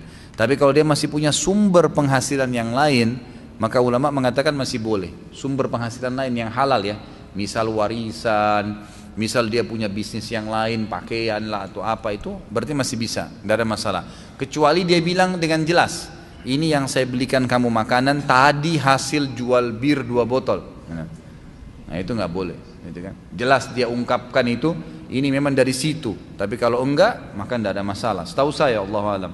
Kalau barang-barang yang pernah diambil dari uang haram, tergantung. Kalau hanya pendapatan haram, hasil riba, gitu kan?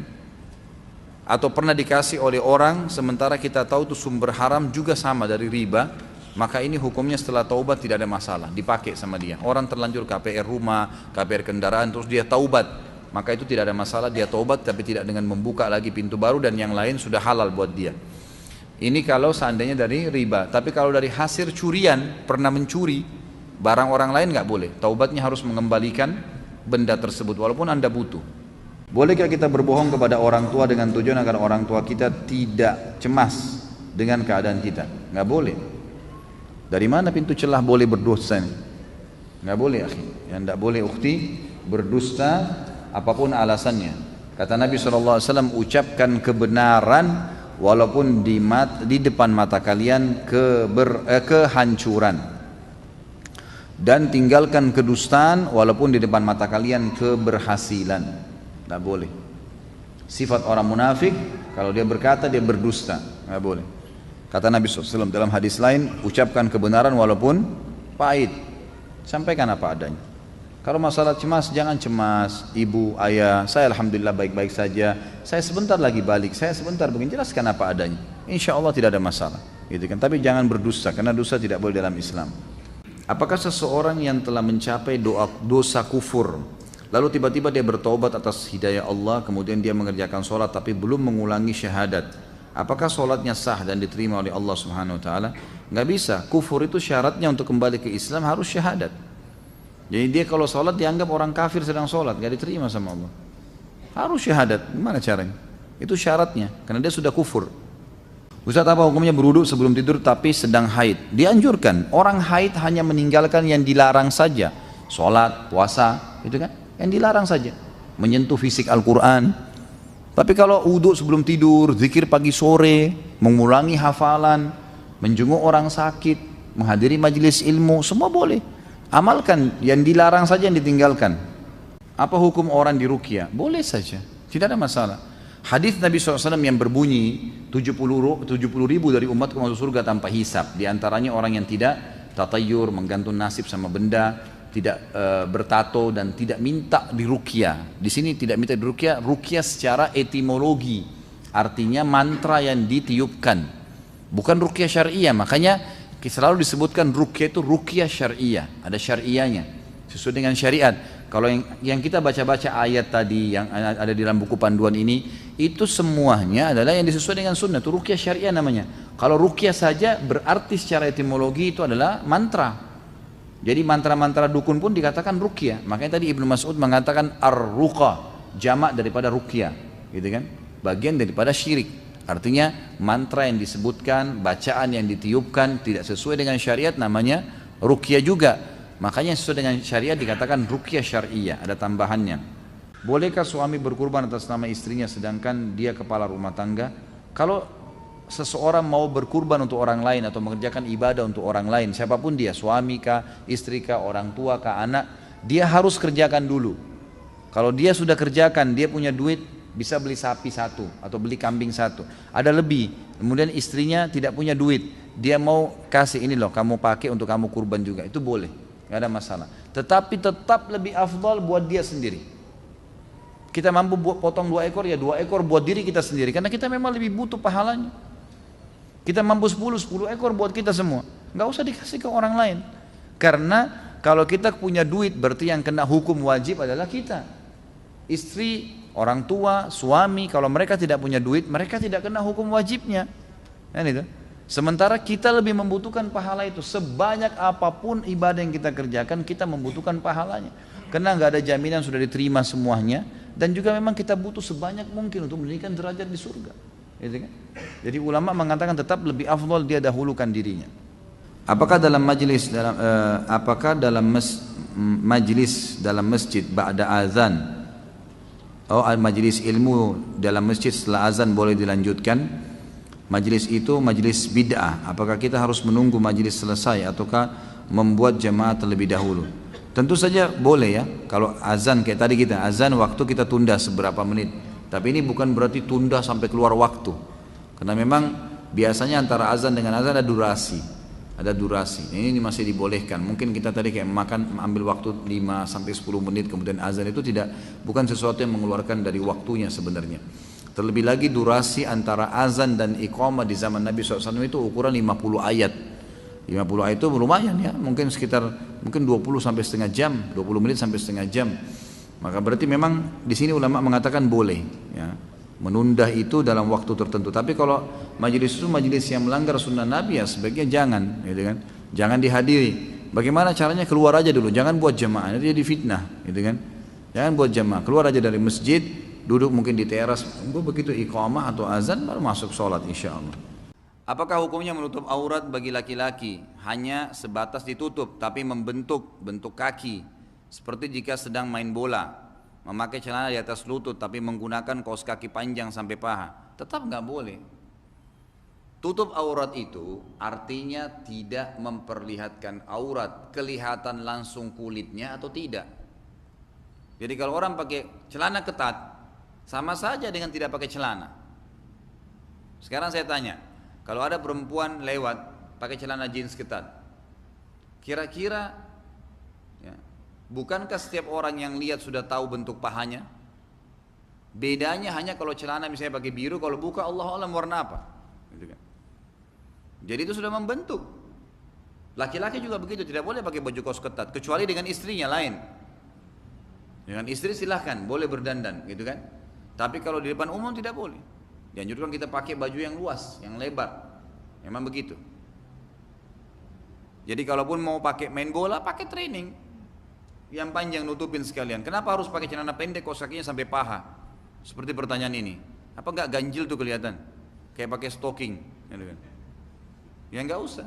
Pakai celana yang di bawah lutut dan insyaallah bismillah enggak ada masalah, gitu kan? Apakah diperbolehkan berdusta dengan mengatasnamakan Allah dan Rasulnya untuk memperbaiki hubungan antara seorang muslim dengan muslim lainnya yang sedang bermusuhan? Misal, demi Allah dan Rasulnya si fulan ingin berbaikan dengan anda dan meminta maaf. Tidak boleh, tidak boleh. Anda boleh mengatakan yang dibolehkan islah dzatu bayyin, memperbaiki dua hubungan orang yang rusak. Misalnya Anda mengatakan si A sama B lagi bertengkar, Anda mengatakan si B kayaknya mau berbaikan sama Anda, tapi karena dia lebih tua, dia nggak mau memulainya. Padahal si B nggak mengatakan itu, gitu kan? Jadi ini yang dibolehkan. Tapi kalau kita pakai sumpah itu nggak perlu. Itu yang pertama. Yang kedua, sumpah juga tidak boleh menggunakan nama Nabi SAW. Anda cuma boleh mengatakan demi Allah. Nggak boleh dikatakan di sini misalnya demi Allah dan Rasulnya. Jadi Rasulullah SAW tidak digunakan namanya dalam sumpah ya. Bolehkah menjalankan umroh haji bila menggunakan uang pinjaman dari bank? Sama tadi, janganlah, tidak usah. Ibadah ini akhi. Untuk apa pinjam dari bank? Kecuali Allah alam, saya tidak tahu apa pertimbangannya teman-teman dari perbankan syariah yang sekarang ada program umroh cicil gitu kan. Itu saya kemarin ketemu sama salah satu praktisi bank syariah, dia mengatakan kami gunakan cara Ustadz, kami datang ke travel, kami tawar travel itu misal umroh 1.800 US misalnya, umroh reguler 9 hari. Maka kami minta ya atas nama perbankan syariah ini minta kepada travel diberikan diskon. Berapa diskonnya? $200 misalnya. Baik, perbankan mengambil untung $200 itu lalu dia tawarkan kepada nasabah-nasabahnya dengan harga tetap harga travel $1.800. Caranya konsumen nasabahnya bisa mencicil sampai 12 kali. Dia permudah. Ya, keuntungan yang didapatkan oleh perbankan dari $200 diskon tadi. Apakah ini boleh dalam syariat? Nah, ini memang ada fatwa-fatwa dari majelis-majelis syura ya yang saya tahu dari yang dibuat oleh teman-teman di bank syariah ini mengatakan boleh, dianggap itu boleh saja. Karena dijadikan sebagai ajang bisnis. Allahu a'lam. Apakah boleh melaporkan teman sekantor yang melakukan korupsi di kantor? Apa hukumnya? Tentu saja boleh. Kenapa tidak? Malah itu bagus, itu ingkar mungkar. Positif saja gitu. Ingatkan dulu, nasihatin dia. Kalau dia nggak mau, ancam, saya akan laporkan kamu kalau kamu tidak ya meninggalkannya. Kalau dia tidak mau, laporkan, tidak ada masalah. Itu ingkar mungkar. Malah kalau anda tidak luruskan itu berbahaya, malah kembali kepada kita efeknya. Kita membiarkan orang melakukan perbuatan salah. Saya mau tanya Ustadz, saya mantan pecandu narkoba. Dulu saya sudah mencoba berbagai cara, tapi selalu gagal. Sekarang saya sudah sembuh 2 tahun, tidak menggunakan narkoba. Saya sedang melakukan sebuah terapi narkoba dan di dunia kata dokter hanya terapi ini yang bisa berhasil. Alhamdulillah saya sekarang bisa beribadah, bersosial, kerja dan lain-lain sejak terapi ini. Tapi masalahnya terapi itu adalah substitusi atau pengganti dengan narkoba. Jadi di dalamnya masih ada unsur narkobanya, tapi tidak banyak. Apa hukumnya Ustaz? Terus ibadah yang saya lakukan selama ini bagaimana? Mohon petunjuknya Ustaz. Karena dari pengalaman teman-teman saya yang lepas terapi, tapi belum kelar, belum selesai, kebanyakan jatuh lagi ke narkoba. Saya takut untuk lepas sebelum terapinya selesai, karena semua diawasi oleh dokter. Karena kita kelar terapinya. Terima kasih. Saya kembalikan kepada hadis Nabi, saudaraku. Hadis Nabi SAW yang berbunyi, Allah tidak menjadikan kesembuhan kalian pada hal yang diharamkan. Hadisnya begitu ya. Artinya begini, kalau ada dokter yang mengatakan seperti kalimat tadi dan dia mengatakan tidak ada terapi lain kecuali ini, Allahu alam. Saya pribadi saya berbicara di alam dai, saya melihat ini keliru. Jadi tidak ada kata-kata tidak mungkin kalau orang mau bertaubat meninggalkannya. Jadi jangan terjerumus menyelamatkan diri dari sihir dengan sihir lagi. Jangan terjerumus meninggalkan khamar, misalnya minuman keras, dengan menyicipinya dengan cara bertahap meninggalkannya. Bukan begitu dalam Islam. Taubat itu kan syaratnya harus meninggalkan seketika, menyesali dan berjanji sama Allah tidak mengulangi, lalu menyibukkan diri dengan amal soleh. Lalu kalau Anda tanya apa solusinya Ustaz? Banyak sekali solusi. Dari sisi ibadah, yang pertama Anda lakukan adalah berdoa kepada Allah SWT. Sujud, sebentar malam tahajud, sujud dengan tulus kepada Allah. Ya Allah, sebagaimana dulu saya sudah melakukan pelanggaran ini, saya bertobat padamu. Ya Allah, mudahkan hambamu ini untuk selamat darinya, tanpa ada kecanduan lagi dengan semua ini. Itu misal. Ini secara spiritual, berdoa kepada Allah SWT. Kemudian juga Anda boleh menggunakan hal-hal yang dihalalkan dalam agama, seperti mengkonsumsi habbatus sauda, ya, jintan hitam, yang kata Nabi SAW obat untuk semua penyakit kecuali kematian. Boleh mengkonsumsi madu yang sering dibuat jus misalnya, yang madu itu asli. Kemudian juga boleh menggunakan hal yang haram, di halal misalnya meminum air zam-zam, gitu kan, sambil berdoa kepada Allah SWT. Mudah-mudahan insya Allah bisa. Saya sangat yakin itu, kalau saya pribadi sangat yakin. Itu dari sisi spiritualnya. Dari sisi yang lainnya, sisi kehidupan sosial secara manusiawi, pertama, jauhi semua fasilitas yang mengingatkan pada narkoba itu. Karena itu akan menjadi penyebab, pemicu. Teman-teman lah, fasilitasnya lah, foto-foto lah, apalah semuanya, gitu kan? Jadi kita harus itu. Yang kedua, perkaya informasi tambahan dengan membaca, dengan melihat bahayanya narkoba itu. Terus kita bubuhi diri kita dengan menonton, melihat cuplikan yang berbahaya, atau membaca sesuatu yang berbahaya tentang masalah itu. Nanti kita akan tinggalkan insya Allah. Dari dua sisi ini mudah-mudahan saya berharap Allah mudahkan Anda untuk bisa meninggalkannya. Karena saya tidak menemukan celah membolehkan itu. Sementara Nabi mengatakan Allah tidak jadikan kesembuhan kalian pada hal yang diharamkan. Ya. Tentu kita berdoa untuk saudara kita ini dan seluruh muslimin agar diselamatkan dari kesalahan-kesalahan yang pernah dilakukan dan diterima taubatnya insya Allah. Bagaimana adab dalam Islam ketika kita makan tapi tidak habis atau berlebih? Tentu saja kita ambil sesuai dengan porsinya. Dan ulama mengatakan syaitan masuk juga di makanan tadi. Karena ada bahasan masalah makanan, jadi saya jawab pertanyaan ini. Maka kata para ulama, syaitan masuk ke dalam makanan termasuk dalam masalah porsinya. Sering kita dibuat hawa nafsunya lagi naik, kemudian mau ambil banyak, akhirnya tidak bisa dihabisin. Karena mubadzir itu adalah saudara syaitan. Kata Allah SWT, innal mubadzirina kanu ikhwana syayatin. Orang-orang yang suka tabzir itu adalah saudaranya syaitan. Jadi syaitan sengaja menggodanya untuk itu.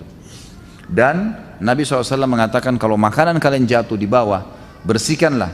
Tentu yang masih bisa dibersihkan. Dan jangan biarkan sepotong pun buat syaitan. Ternyata syaitan sering buat gitu tuh. Kita disuruh ambil banyak, akhirnya kita tidak habiskan. Sunnah Nabi SAW membersihkan makanan. Makanya ambil porsi secukupnya. Pertama di pandangan orang juga bersih, baik ya. Ambil sedikit nasi, sedikit lauk, dimakan. Kalau masih pengen tambah lagi. Jangan tamak terlalu banyak, akhirnya nanti tidak habis. Dan dibuka pintu syaitan. Bagaimana hukumnya dosa atau tidak? Jika ada seorang ustadz yang mengatasnamakan orang pintar. Ustadz itu sering meramal kakak saya.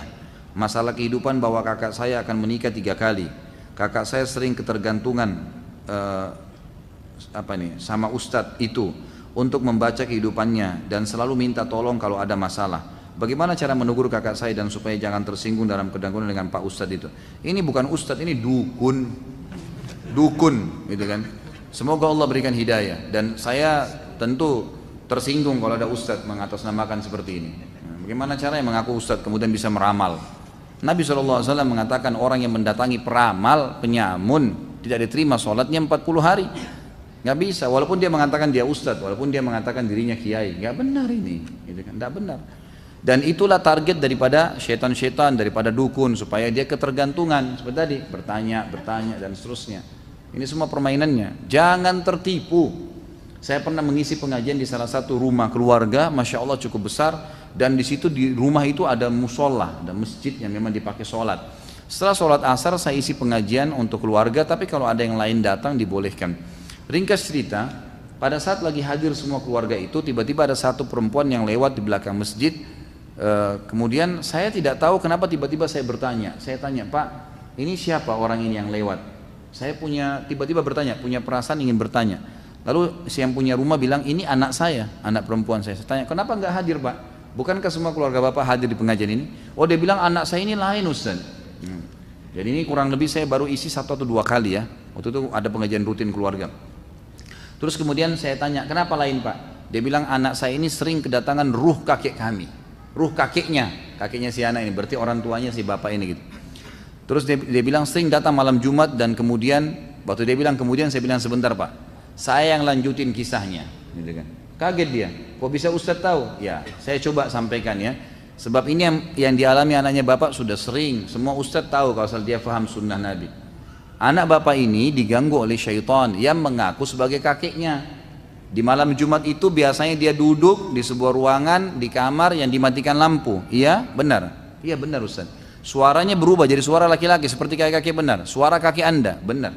Kemudian nanti dia akan minta minuman yang paling disuka oleh kakek itu. Betul nggak? Betul Ustaz. Minum kopi. Saya bukan peramal ya, tapi ini pengalaman teori memang begitu. Pengalaman teorinya begitu. Jadi sudah begitu permainan mereka. Lalu saya bilang, Pak, kasuistiknya adalah dia akan membuka pintu ramalan. Dia akan mengatakan, kamu nak pekerjaan kamu begini, kamu nak begini, kamu nanti menikah seperti ini, kamu begini. Ditebak-tebak, diterka. Betul nggak? Betul Ustaz. Sampai akhirnya keluarga akan tergantung dan bertanya terus sama dia. Betul Ustaz, anaknya bapak harus diruqyah. Itu permainan syaitan yang coba memasuki diri anak ini karena pasti ada pelanggaran agama. Ternyata betul, dia tidak pakai jilbab. Anak ini nggak jaga sholat, gitu kan? Apalagi tidak bisa mengaji, apalagi mau mengaji, tidak bisa baca Quran, maka banyak sekali pelanggaran agama terjadi. Seperti itu permainan syaitannya. Syaitan menipu manusia dengan cara itu. Saya mau tanya, ada teman saya punya kebiasaan, maaf, suka kentut sembarangan. Terkadang di kantor ketika semua pada kumpul, ia melakukan terkesan sengaja. Menurut Ustadz bagaimana perilaku seperti ini? Ini adab ya. Jadi dia tidak haram, tapi adabnya. Jadi lebih baik jangan. Subhanallah, Allah subhanahu wa ta'ala memberikan fitrah di dalam diri kita. Jadi ada hal-hal yang memang secara alami manusia nggak suka, dan itu Allah sudah tentukan sebagai hal yang tidak baik. Misal tiba-tiba orang lewat kita tepukin tanpa sebab, atau kita iseng teriak di kupingnya orang, atau kita ngupil di depan orang, meludah sembarangan. Ya tadi maaf, kentut sembarangan. Itu pasti semua orang nilai buruk. Nggak ada orang yang nilai baik, walaupun orang kafir gitu kan. Secara fitrah berarti itu kata ulama masuk dalam adab pergaulan, harusnya dijauhi, dan jangan dia bangga dengan perilaku buruk seperti itu masuk dalam bab akhlak ya. Ada bab akhlak itu sebagian dia jaga, lebih baik dia jaga, karena kata ulama hal-hal yang berbau akhlak ini adalah bagaimana seseorang menjauhi semua yang manusia tidak suka secara alami, termasuk tadi maaf, buang angin sembarangan, hal-hal yang pasti orang lihat buruk, orang semua nilai buruk walaupun tidak kenal dia. Kalau dijauhi berarti dia punya akhlak yang baik. Dan ingat kata Nabi SAW, tidak ada yang lebih berat di timbangan hari kiamat dibandingkan dengan akhlak yang mulia. Termasuk akhlak sih. Jadi jangan dianggap itu sebuah prestasi, malah ketawa, malah ngakak, malah dia bangga kalau itu dianggap sebagai sebuah simbol dari dia, itu malah tidak baik, harus diubah ya. Apakah benar dalam Islam dilarang nongkrong? Atau apa ada adabnya? Boleh, bukan tidak boleh. Nongkrong maksudnya di pinggir jalan ya, kumpul-kumpul itu boleh. Karena ini memang dalam hadis Nabi SAW pernah disebutkan, hadis Bukhari. Kata Nabi SAW, jangan kalian duduk-duduk di pinggir jalan. Maka para sahabat mengatakan, ya Rasulullah, kami punya hajat. Kami nggak bisa nggak duduk-duduk. Pasti kami pulang dari masjid, duduk nongkrong, ngobrol-ngobrol. Ya seperti sekarang banyak umat Islam duduk, mungkin di warung kopi, ngobrol-ngobrol gitu. Sahabat sering lakukan. Mereka ngumpul-ngumpul. Kami harus ya Rasulullah. Kata Nabi SAW, kalau kalian harus lakukan, maka berikanlah jalanan haknya. Kata para sahabat, apa haknya ya Rasulullah? Kata Nabi SAW, kalian menyuruh kepada kebaikan, melarang dari kemungkaran, memberikan petunjuk kepada orang yang butuh jalan, gitu kan? Ya, ini perintah-perintah Nabi SAW, menjawab salam. Ini semua hak-hak jalanan yang harus dijaga. Jadi bukan malah di jalanan dia malah yang mengambil haknya orang, tapi dia memang memberikan tunjuk, membuat orang merasa nyaman, dapat bantuan, gitu kan, dari orang-orang ini, itu dibolehkan. Ini adabnya. Saya dengar dalam kajian Ustadz, waktu Rasulullah SAW melewati 2 buah kuburan, beliau bersabda kepada para sahabat, salah satu penghuni kubur sedang disiksa karena tidak membersihkan bekas buang air kecilnya atau kencing. Yang satu, yang saya mau tanyakan, apakah itu membersihkan kemaluannya atau bekas kencingnya? Dalam hal ini toilet atau zaman sekarang, jazakallah khair. Kencingnya masuk lungkup semuanya, dimulai dari kemaluannya sampai tempat bersucinya, semuanya. Pakaiannya kepercik, sama. Apapun yang tersentuh kencing, maka berarti harus dibersihkan dalam Islam. Mulai cebok kemaluannya, tempat dia buang kencingnya, pakaiannya kalau kepercik, semua kena. Karena tidak sah sholatnya kalau masih kepercik, tidak sah kalau dia nggak cebok, gitu kan? Dan itu penyebab siksa kubur. Sebagaimana sudah disebutkan tadi, memang ada sabda Nabi SAW waktu lewati kuburan, 2 kuburan, Nabi mengatakan 2 penghuni kuburan ini sedang disiksa, dan mereka disiksa pada hal-hal yang tidak dianggap besar oleh manusia, tapi besar itu di sisi Allah SWT. Yang pertama suka namimah, ngadu domba orang. Yang kedua tidak cebok kalau kencing, gitu kan? Tidak membersihkan diri dari kencing. Makanya dalam Islam itu dihancurkan untuk cebok, gitu kan? Membersihkan diri dari kotoran-kotoran ini. Ustaz, apa hadis dhaif seluruhnya tidak bisa dipakai? Ada sebagian ulama yang menggunakan hadis dhaif untuk memotivasi, tapi tetap disebutkan bahwa hadis ini dhaif. Apakah itu diperbolehkan? Hadis dhaif bukan semuanya tidak boleh dipakai. Ada yang boleh dipakai tapi dengan syarat-syarat. Yang pertama, dhaifnya itu lemahnya bukan karena ada salah satu perawi pendusta atau tercoreng ya kehormatan agamanya. Ini nggak boleh nih kalau tercoreng kehormatan. Jadi kalau dia pernah dusta, dia memang dasarnya pendusta, pengarang-ngarang hadis, ini sudah jelas nggak boleh. Sama halnya kalau ada orang lemah hadis, ada namanya ikhtalata fi akhir umrihi. Jadi dia waktu masih muda kuat hafalannya, tapi setelah dia tua hafalannya melemah. Nah, hadis-hadis yang dia karena hafalannya melemah, kadang-kadang dibolak-balikan sama dia beberapa lafaz hadis di masa tuanya. Maka ini dalam ilmu hadis dikatakan ikhtalat fi akhir umri, dia sudah bercampur baur di akhir hidupnya, gitu kan. Nah, orang seperti ini hadis-hadis yang masih kuat hafalannya diterima, yang lemah dia sudah melemah hadisnya jadi lemah, gitu kan.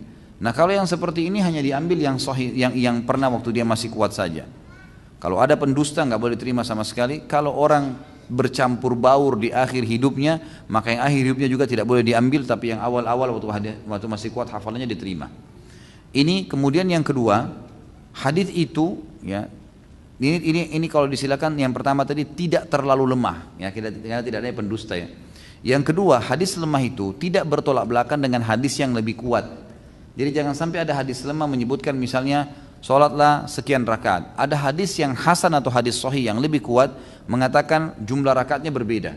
Maka berarti hadis dhaif ditinggalkan karena ada hadis yang lebih kuat yang bertolak belakang dengan dia. Gitu kan? Jadi kalau 2 hal ini insya Allah ada, maksudnya di sini dia tidak terlalu lemah, dia juga tidak bertolak belakang dengan ya, hadis-hadis yang lebih kuat. Ada sebagian ulama hadis tambahkan dengan dia masuk di fadail amal saja, dia cuma masuk di amal-amal sunnah, hadis-hadis motivasi, maka itu dibolehkan insya Allah. Bagaimana kalau kita ikut suatu pertandingan dengan mengharap hadiah yang telah disediakan panitia, tapi untuk ikut kita membayar uang pendaftaran? Apakah ini termasuk judi? Apakah juga termasuk judi meminta makan dan minuman ketika bertanding dengan siapa yang kalah, dia yang membayar? Contoh main catur dan minta minum, siapa kalah dia yang bayar ya. Allahu a'lam, yang saya tahu minimal ini syubhat. Jadi kalau misalnya bertanding lalu minta hadiah dari yang kalah, ini lebih baik dijauhi. Tapi kalau ada panitia mengadakan lomba cerdas cermat, lomba keterampilan, lalu nanti ada hadiahnya, itu boleh, nggak ada masalah. Ya kan gitu, itu tidak ada masalah. Untuk meningkatkan skill itu tidak ada masalah. Insya Allah itu tidak ada masalah. Tapi kalau sampai tadi dihubungkan seperti yang saya katakan di awal, itu nggak boleh. Sama juga masuk tidak boleh kalau dalam judi, seperti kalau Anda belanja di satu mall, dipajang mobil di situ, ini kalau belanja di sini dapat mobil ini. Tapi harus melalui kupon-kupon misalnya. Kuponnya per 100.000 dapat satu kupon. Kalau ada orang kebetulan belanja di situ, kebetulan memang hajatnya, ada supermarket dia beli di situ. Lalu dapat kupon 3, dia tulis diisi sama dia. Boleh kak? Boleh. Nggak apa-apa. Nggak masalah. Tapi kalau dia sengaja membeli barang sampai numpuk-numpuk hanya untuk berharap dapat mobil, itu nggak boleh. Ini peka sekali perbedaannya ya. Akhirnya dia paksakan diri belanja sesuatu yang mungkin dia tidak perlukan, yang penting dapat kupon dan dapat hadiah itu. Ini nggak boleh. Ini nggak boleh. Gitu kan? Tapi kalau dia kebetulan belanja, ikut, dapat, itu nggak masalah. Hampir di setiap resepsi pernikahan tamu makan dan minum sambil berdiri. Dalam ilmu kesehatan disebutkan dampak yang timbul dari makan dan minum berdiri sambil berdiri diantaranya menyebabkan dinding lambung terbentur keras, menyebabkan air tidak tersaring dengan baik dan seterusnya. Lantas bagaimanakah hukumnya makan dan minum sambil berdiri? Karena dalam hadis Muslim bahwasanya Nabi SAW melarangnya, namun dalam hadis Bukhari dan Muslim menyebutkan bahwasanya Nabi SAW juga pernah melakukannya. Ini sudah pernah kita bahas dalam masalah manajemen rumah tangga juga. Di antara pernikahan Islami yang baik adalah menjauhi standing party. Karena itu ada alasannya. Kenapa orang-orang Barat mengadakan acara di pinggir kolam, di taman, kemudian mereka tidak meletakkan kursi, gitu kan? Itu yang paling pertama alasannya kalau Anda baca di buku-buku mereka di masalah tatanan sosial di Barat itu. Kenapa diangkat itu? Untuk pertama hemat biaya. Jadi karena masalah penghematan biaya. Jadi mereka anggap dengan itu kursinya dikurangi, maka setiap kursi sekian dolar misalnya, berarti kali sekian kursi, gitu kan? Masalah hemat. Yang kedua mereka mengatakan, orang kalau tidak duduk, maka mungkin lebih mudah untuk interaksi dengan tamu-tamu, sehingga nanti suasana lebih hidup, gitu kan? Suasana jadi lebih hidup. Itu kurang lebih. Tapi ini tatanan kehidupan orang Barat, artinya orang non Muslimnya, bukan masalah Baratnya, orang non Muslimnya. Tapi kalau dalam Islam dilarang, Nabi SAW melarang, ya. Jadi kami SAW mengatakan dengan sangat tegas, la yashrabanna ahadukum qa'ima. Ya, ini jelas ditambah riwayat lain juga tidak boleh juga dengan makan. Tidak boleh minum dan makan sambil berdiri. Dalam riwayat Bukhari juga, ini dua-dua riwayat Bukhari. Riwayat Bukhari juga memang disebutkan Nabi SAW pernah melakukan minum sambil berdiri. Tapi di sini kalau kita lihat sababul wurud, sebab disebutkannya riwayat yang kedua tentang Nabi SAW pernah melakukan minum berdiri, itu karena memang kondisinya tidak ada tempat untuk duduk. Ya, tidak ada tempat untuk duduk. Seperti Nabi SAW melakukannya pada saat pulang dari peperangan. Kemudian beliau lagi berdiri, gitu kan? Dan keadaan memang sangat mendesak untuk harus jalan. Maka beliau pun minum sambil berdiri. Jadi kondisinya memang tidak memungkinkan, hanya itu. Tapi pada saat memungkinkan maka Nabi SAW selalu melakukannya sambil duduk, sebagaimana jelas-jelas perintah Nabi SAW. Dan juga kalau kita pertemukan riwayat antara perkataan Nabi SAW, beliau mengatakan jangan kalian makan dan minum sambil berdiri, misalnya. Perkataan jelas, statement perintah. Dengan adanya sahabat yang menyampaikan kalau Nabi pernah melakukannya, tentu penyampaian Nabi SAW lebih didahulukan, ya, penyampaian Nabi SAW didahulukan daripada penyampaian para sahabat. Apakah boleh menonton TV saluran Animal Planet karena ingin mengetahui perilaku-perilaku binatang? Boleh, tidak ada masalah. Kalau tidak ada sesuatu yang haram di situ, ada masalah. Bolehkah nonton berita? Boleh, kalau memang kita anggap tidak ada pelanggaran. Tapi kalau sudah tampil perempuan terbuka aurat ya jangan. Kalau pembawa beritanya misalnya laki-laki, kemudian antum membutuhkan, antum mau melihat sesuatu itu lebih baik kalau didengar ya. Laki-laki melihat laki-laki sportif adalah halal, tidak ada masalah. Tapi kalau sudah tampil perempuan tidak boleh. Oh saya butuh beritanya, tetap saja berdosa dengan melihat, gitu kan? Kalau tidak ada pelanggaran agama tidak ada masalah. Melihat cuplikan binatang-binatang itu nggak ada masalah. Planet, ilmu pengetahuan nggak ada masalah insya Allah. Ayah saya sudah meninggal 1 tahun yang lalu. Beliau mendapatkan warisan dari almarhum kakek yang belum dibagikan. Sebidang tanah yang masih milik beramai-ramai, milik almarhum ayah, kakak dan adiknya. Saat ini warisan tersebut masih disewakan. Bagaimanakah hukum pembagian uang sewa yang memang jatah atau bagian almarhum ayah saya? Almarhum meninggalkan 2 istri, 1 orang anak laki-laki dan 3 anak perempuan. bagaimana pembagian sewa untuk para ahli waris dari almarhum ayah saya yang terbaik menurut agama Islam? Tentu ini masalah penting ya. Ada hal-hal yang mendasar bagi orang yang meninggal harus segera dilakukan. Yang pertama, memandikan, mengurus jenazah dan mensolatinya. Kembali kepada hadis Nabi SAW yang sahih riwayat Imam Ahmad yang berbunyi, ikramul mayyit dafnuhu, penghormatan dan penghargaan terhadap jenazah, segera mengurus jenazah dan memakamkannya. Jadi maksud dalamnya adalah memandikan, ya, kemudian mensolatinya dan menguburkannya. Yang kedua adalah menjalankan wasiatnya. Karena Allah SWT mengatakan min ba'di wasiyatin tusuna biha audain. Setelah orang meninggal, maka yang paling pertama setelah diurus jenazahnya adalah wasiatnya. Ada wasiat nggak dia tinggalkan? Misal tanah ini saya wakafin buat pesantren ini misalnya, gitu kan? Yang ketiga membayar utangnya, dan yang keempat ya membagi warisannya. Ini harus dilakukan. Jadi perilaku yang keliru adalah kalau ada orang mati nggak dibagi warisan, itu nggak boleh, teman-teman sekalian.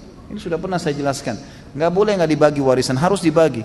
Baik, ayah saya meninggal, Ustadz punya satu rumah, ibu saya masih tinggal di situ. Kami 3 orang bersaudara. Kami kalau bagi kesian ibu. Loh, kasusnya adalah bukan kita mengusir ibu kita dari rumah itu, membagi persentase masing-masing sudah jelas. Ini ibu dapat karena punya anak-anak, 1/8 dia dapatnya. Ya udah, ibu kita punya di rumah itu 1/8 bagiannya beliau. Sisanya dibagi kepada anak-anaknya misal, gitu kan? Jadi masing-masing sudah tahu, silahkan ibu anda suruh tinggal itu nggak apa-apa. Tapi setiap yang bersaudara sudah tahu hak di rumah itu. Kapan satu waktu dijual, maka sudah tahu masih si fulan punya sekian, si fulan punya sekian, si fulan punya sekian. Kalau kasus seperti ini, Allahu alam ya, mudah-mudahan Allah ampuni kalau saya salah, tapi setahu saya kalau kasus seperti ini adalah dinilai berapa nilai tempat sewa itu pada saat warisan terjadi, atau nilai tempat itu sekarang berapa. Misal nilai 1 miliar, mereka bersaudara 3 orang, kalau semua laki-laki dibagi rata. Kalau ada perempuan, kayak tadi ada perempuan dibagi, laki-laki dapat 2 jatah, perempuan 1. Misal 3 orang, 1 perempuan, 2 laki-laki. Baik, dibagilah 1 miliar itu menjadi 3, tapi di sini perempuannya, laki-lakinya mendapat 2 bagian, ya, 2 bagian. Setelah dibagi, maka hak warisan si ayah ini itu dibagi kepada ahli warisnya lagi, ya, dibagi kepada ahli warisnya, anak-anaknya, istrinya dibagiin. Nah, seperti itu Allah alam yang saya tahu. Jadi dibagi dengan cara seperti itu. Saya sudah kasih pernah nomor Ustadz Nizar Jabal, bisa dihubungi lebih lanjut kalau mau tanya masalah warisan.